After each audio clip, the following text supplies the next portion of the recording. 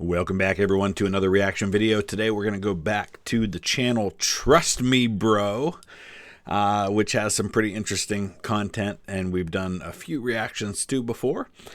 This one's called Famous Cities with a Dark History.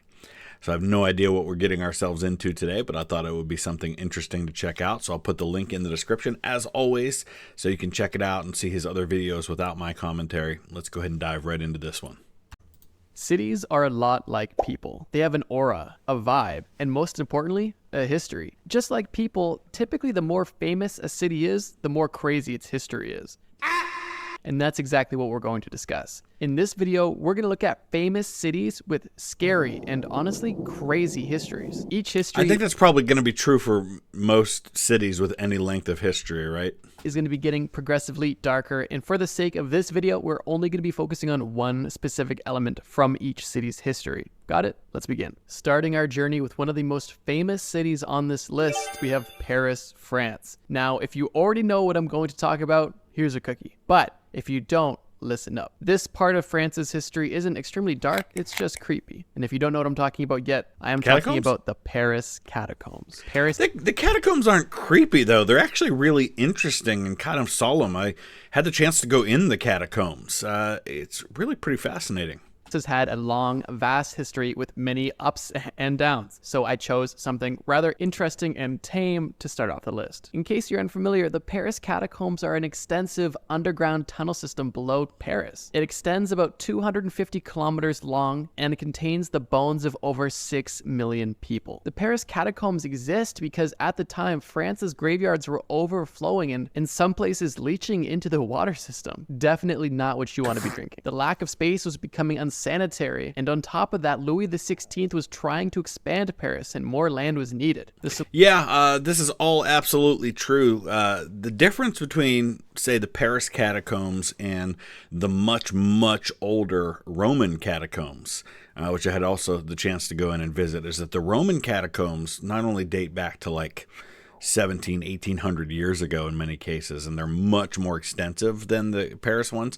The Roman catacombs were made as tombs at the time that people died. And you go down there and there's actual little notches in the ground where, like in the walls where they were buried. It's really very fascinating. The Paris catacombs were actually created in the 18th century as a place to relocate all of these bones. And so they make all these art things out of the bones, and so you'll go into one room and it'll have like all the femurs stacked up and then skulls shaped in a heart, or they made a barrel, you know, things like that. They did those kinds of things. And you go into each room in the Paris catacombs and it'll have a sign that says these are all the bones from such and such a cemetery that were dug up in 1789. And so it's a very different vibe and a very different purpose than the catacombs in a place like Rome. Solution? Well, why don't they fill up the quarries that are already under the city with the bones? And that's exactly what they did. And they began digging up graves and respectfully transporting them at night under black veil carriages from the graveyard into the catacombs. The bones were then structured and displayed in an artistic way, and then shortly later opened to the public. Yeah. Although there isn't a specific horrific cause for all of these 6 million dead people, for the most part, it is still just creepy to think about the huge mass grave that lies below one of the most famous and beloved cities in the world. And if you ever go to Paris, make sure you get, if you want to see the catacombs, get tickets ahead of time, because they do tend to sell out on the day of. So you'll want to book them a little bit in advance. That's what my daughter and I did, and thankfully we were able to get in.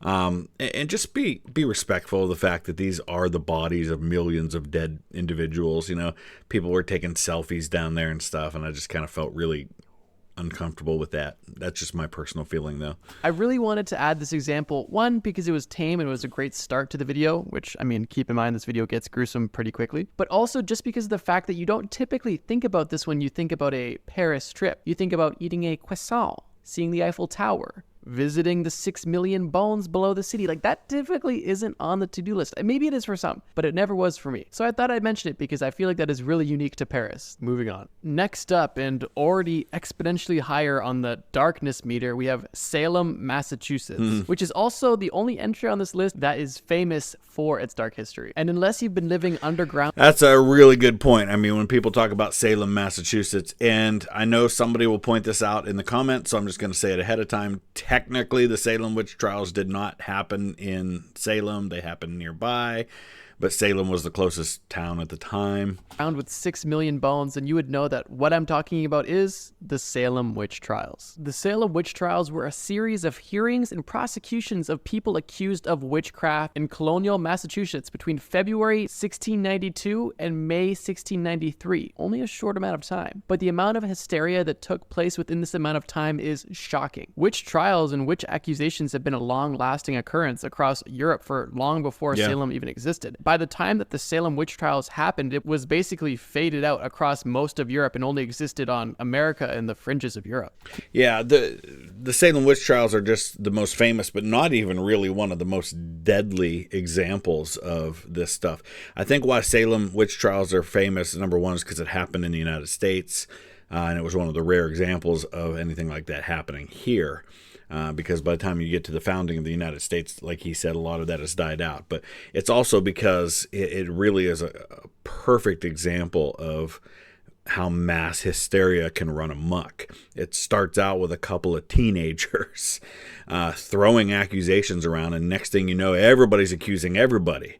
And it's really, it's kind of a precursor to what you'll see happen less than 100 years later in France with the mass guillotining of people. Guillotining, is that a word? Where basically everybody's accusing everybody, and you just get an accusation, and the next thing you know, you're being beheaded for it. The entire situation began when two young girls began acting peculiar.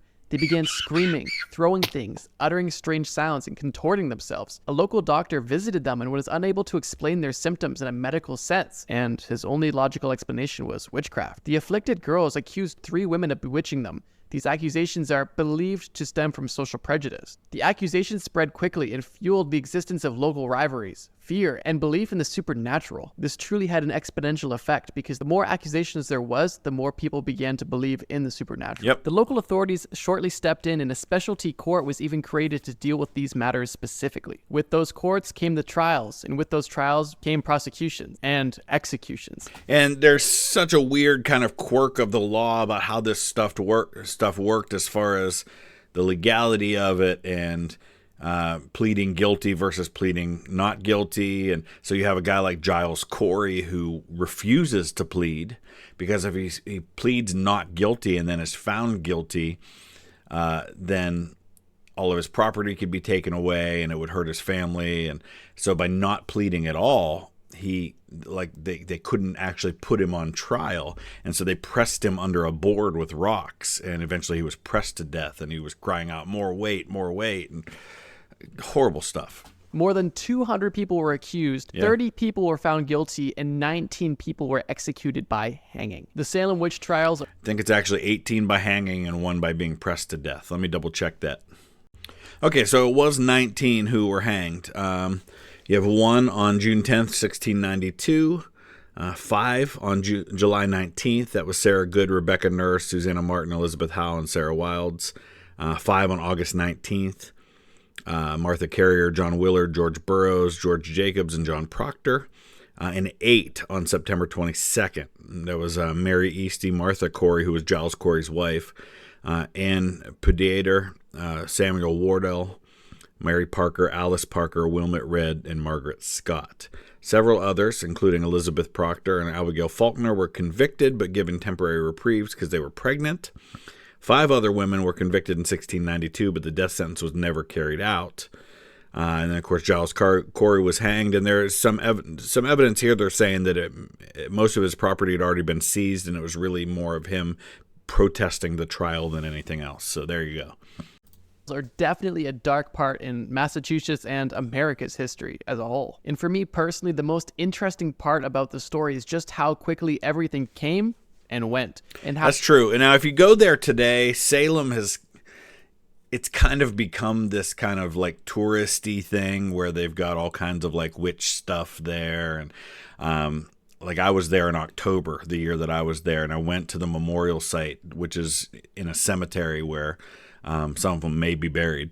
And they were actually like people doing like witchcraft ceremonies and things like that there.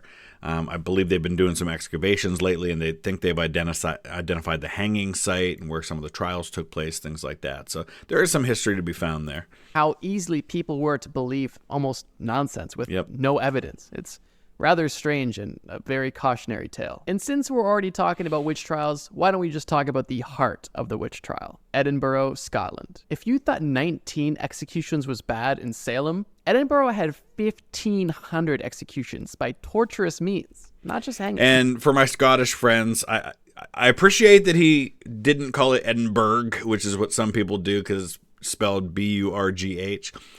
But Edinburgh is a town in Pennsylvania. It's Boro. Scotland's is more like Edinburgh or Edinburgh. You know, it's not really borough, but I'm quibbling over minor things. Now, I'm not just going to dedicate a whole nother city's dark past to witch trials. I don't want to have witch trials be the same dark past for two different cities. So I'm going to focus on other attributes that Fort safes. contribute to the dark past of Edinburgh. Attributes such as Body the old snatching. town being less than 1 square mile, but housing over 60,000 people. This tiny, cramped You have to talk about body snatching when you talk about Scotland. situation caused very poor living situations. And the reason they chose to live like this is because they were protected within the town's walls from the English. Hello, governor. Because of this, a lot of the lower end of society chose to live in tunnels. These were abandoned tunnels that were originally built for business storage that were abandoned because they were too damp. People literally lived and died in these tunnels. And yes, the hygiene was horrible. Also, Edinburgh was the body snatching capital There you of the go. 19th century. People were digging up dead bodies to steal the belongings off the cadaver and then donating the bodies to the medical schools for a large wage. It was a pretty lucrative side hustle, and I can only imagine if Instagram hustle culture was alive back then. Okay, I literally made a skit for this, but it was so bad I just removed it. Like, I obviously have never heard a Scottish accent because it was just bad. If this video gets 20,000 likes, I will link it unlisted in the description. Oh, wow. So, yeah, you can actually go to like the Greyfriars Cemetery in Edinburgh, and you can see some of the graves still have mort safes on them, which are these cages that were built onto the graves so that their bodies wouldn't be stolen, because that was happening. Burke and Hare are a great example of guys who they weren't getting enough bodies from stealing bodies, so then they just started murdering people so that they could sell the bodies for medical science. And there's actually also places in Edinburgh where you actually see these towers that were like guard posts for them to watch the cemeteries to protect against people breaking in at night. That's the only way you'd be seeing it, because it was just so bad. Last two things I'll mention about Edinburgh's dark past is their public executions, specifically hangings, and also fecal matter being thrown out of the windows. But that was just pretty commonplace for medieval Europe, so let's just... They also had something in Scotland called the Maiden, which is kind of a early form of a guillotine. It was a little shorter, but it was basically the same concept. keep going. Now, before we leave the beautiful continent of Europe, we have one more European city to talk about. That is Prague, Czech Republic. Praha! The city in modern times is lively and beautiful and cultural. I'm really excited to visit Prague. Praha is how they say it there in Czech. I've got a friend who lives there. Shout out Václav. Vasek, sorry, that's his name that he goes by. But incredible history there. But in the 1600s and 1700s, the best way to describe the city was honestly just an unfortunate series of events. The first element of this series of events is the defenestrations of Prague, which is funny enough Throwing because people the out windows. defenestrations are their own series of events. Basically, what defenestration or to be defenestrated means is to be thrown out a window, literally. And this happened multiple times in Think about the fact that it happens often enough that we have an actual word for it. Prague. In 1419, in 1483, and in 1618, multiple members of parliament were thrown out of the window by disgruntled members of the public. No, please. Each of these defenestrations had rippling effects through society at the time. But I want to focus on specifically the defenestrations of 1618 because I believe they had the biggest effect on the city of Prague. So defenestration actually has a long history. You can go back to the Bible, the Old Testament, and you see an example of this. Jezebel was thrown out of a window to be killed. And there's all kinds of examples throughout history of this. And you even see it in movies like Braveheart, where King Edward I throws kind of a fictionalized version of Piers Gaveston out a window. Almost immediately following the defenestrations in Prague, being thrown out the third-story window, this led to the conflict that is known as the 30-Year War. And before you guys ask me how long this war lasted, I honestly don't know. I couldn't find the research. But only 3 years into the war, one of the bloodiest wars in European history. 27 Czech leaders were executed in the town square, and several others were exiled. The war led to the Battle of Prague, further devastating the city, and reduced its population from 60,000 people down to 20,000 people. That's a 60% drop in only a few years' time. And if you think that's bad, only a few years after that, in 1689, a huge fire destroyed most of the city. And then after that, finally in 1713 and in 14, one of the last major outbreaks of the plague afflicted the city, killing more than 12,000 people. Jeez. It's safe to say that if you were alive for that century of Prague's history, you were not having fun. If for whatever reason your darkness meter isn't quite satisfied yet, it's about to be. The next 3 on this list are vile. With that being said, we're moving our show over to the Middle East, specifically Baghdad, Iraq. Although extremely recently, Iraq has had a plethora of issues, from their struggles against ISIS to last decade's war with the Americans. And even before that, their encounters with the British. Hello, Governor. That's not what I want to talk about. What I want to focus on specifically in Baghdad's past is the siege of Baghdad in 1258. This specific siege was a pivotal and devastating event during the Mongol invasion of the Islamic world. This siege was led by Genghis Khan's grandson.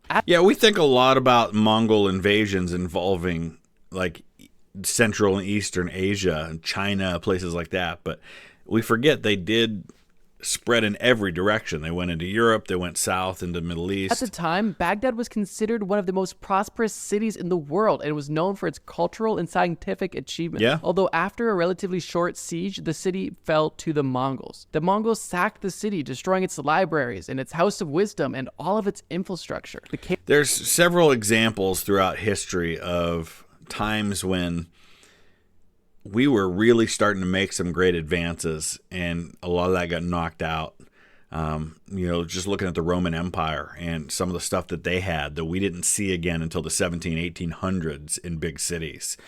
It makes me wonder if the Roman Empire, the Western Roman Empire, had survived intact, how much more quickly we would have advanced. People talk about the Library of Alexandria, talking about the stuff that was destroyed here in Baghdad. A lot that we've lost over time.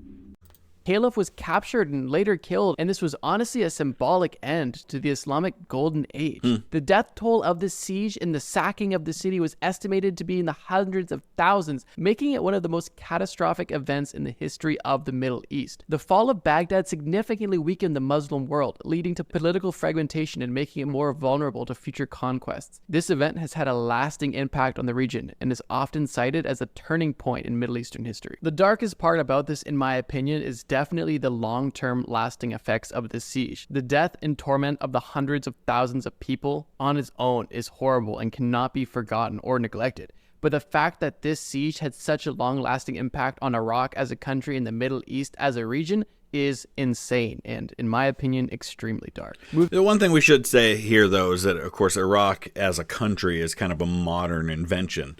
A lot of the borders of a lot of countries are created by other people. And Iraq is a great example of that because you obviously have very different people in the north from, say, the rest of the country. And a lot of people have pushed over time that there should be a Kurdistan because of that. And this is when you have outside people drawing the borders of a country. And the same thing happened in Europe when you look at how the borders have changed over time with the formation and then the disintegration of Yugoslavia, Czechoslovakia once being one country, and then being separated into two. And, of course, all of it was once part of the Austro-Hungarian Empire. And the idea of a modern nation, the way we think of it, is really just that. It's a more modern thing. Moving even further east, we find ourselves in China, specifically Nanjing. And unfortunately, Nanjing has a very dark past. Oh, yeah. Over the course of 100 years, Nanjing found itself victim to multiple wars and unfathomable bloodshed, with a death toll in the tens of millions. This extremely dark time began with the Taiping Rebellion, a massive civil war in China from 1850 to 1884, where estimates of the death toll range from 20 to 70 million. Yeah, here in the United States, we talk about what a cataclysmic event our American Civil War was, and upper estimates 750,000 deaths in the span of 4 years. We're talking about the same time period, and we're talking about 20 to 70 million people. And then, of course, just a few generations later, you've got the Second World War and the horrible atrocities that are committed by the Japanese soldiers on these people. After the Taiping Rebellion, there was multiple sieges and conflicts during that time, but the most notable post-Taiping Rebellion was the Nanjing Massacre, which was a mass murder and assault of civilians. When I say assault, I mean something much more dark and sinister, which I'm not really able to say. But right, the R word is the word we usually use to describe what happened to Nanking or Nanjing. Unfortunately, yeah, YouTube doesn't like that word very much. Use your imagination. The Nanjing Massacre, or the assault of Nanjing, was the mass murder of the Chinese civilians that happened immediately after the Battle of Nanking in the Second Sino-Japanese War. This massacre began on December 13th, 1937, and the massacre lasted 6 weeks long. The perpetrators, the Japanese Imperial Army, committed such vile war crimes such as mass assault, looting, and arson. The massacre is considered to be one of the worst wartime atrocities of all time. The Japanese army had quickly pushed through China after capturing Shanghai in November 1937, but in early December, it was on the outskirts of Nanjing. The speed of the army's advance was likely due to the commanders allowing looting and the assault on the way. Unfortunately, by the time the Japanese military reached Nanjing, the Chinese military was not in a place of defense. Once the Japanese troops reached the city, they faced minimal resistance and ran entirely unchecked. Chinese soldiers were rounded up and executed, and that's where the lawlessness truly began. Due to this unchecked power and other factors, the death toll is estimated to vary from 40 to 300,000, and there is estimated to be anywhere from 20,000 to 80,000 assaults. The international military understand, every time he's saying assaults, he means the R word. Tribunal for the Far East and its findings estimate that 200,000 murders and 20,000 cases of assault took place. For obvious reasons, I won't be getting into further detail, but this specific century was a horrible time for China, and this specific massacre was hell on earth for any resident of Nanjing. Our final entry on the list brings us back to Europe, specifically Russia, where St. Petersburg, or as it was formerly known as, Leningrad. If you're familiar with World War II, it's been known by a lot of names. It's St. Petersburg now. It was St. Petersburg before. It was Petrograd. Then it was Leningrad. You know it's coming. If you don't, buckle up. The Battle of Leningrad, or the Siege of Leningrad, was a prolonged military blockade undertaken by the Axis powers against the Soviet Union. Everybody talks about Stalingrad, or as it's known today. Oh gosh, what is it? In Volgograd today. But Leningrad really was every bit as horrible, if not worse, at least for the civilian population. Germany's army advanced from the south, while Germany's allies, the Finnish army, invaded from the north. Both groups created a ring around the city, cutting off all supplies. This barricade lasted for 872 days and became the longest and most destructive sieges in all of history. An estimated 1.5 million people died as a result of this siege, and at the time, it was not classified as a war crime, although in the 21st century, some historians have classified it as a genocide due to the intentional destruction of the city and the systematic starvation of the civilian population. Understand that much like Stalingrad, there's a symbolic nature to this. Not only is it a major city and had been the capital of the Russian Empire for a long time, but it also has the name Lenin. And so there's a symbolic nature to that. But just horrible, horrible things. We have this sanitized view of war sometimes, that it's soldiers fighting soldiers, and occasionally civilians get caught in the crossfire. And of course, we see that today with things that are happening, in Israel and Gaza or in Ukraine, we see some of what's happening to the civilians that get caught in the middle of these things. But really, throughout history, I mean, civilians have always been the real victims of war.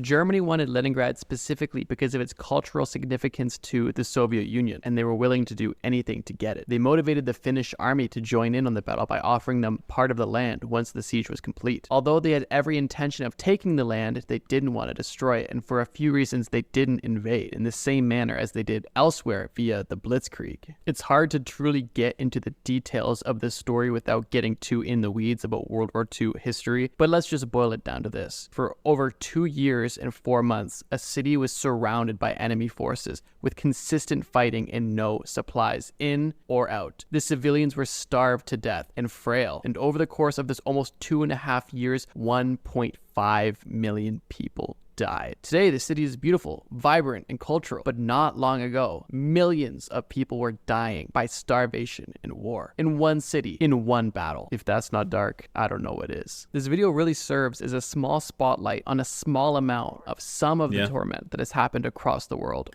Listen, history's not pretty. It's not warm and fuzzy. It's not comfortable or safe. It's ugly. Man's inhumanity to man is consistently ugly. We are capable of absolutely awful things to each other.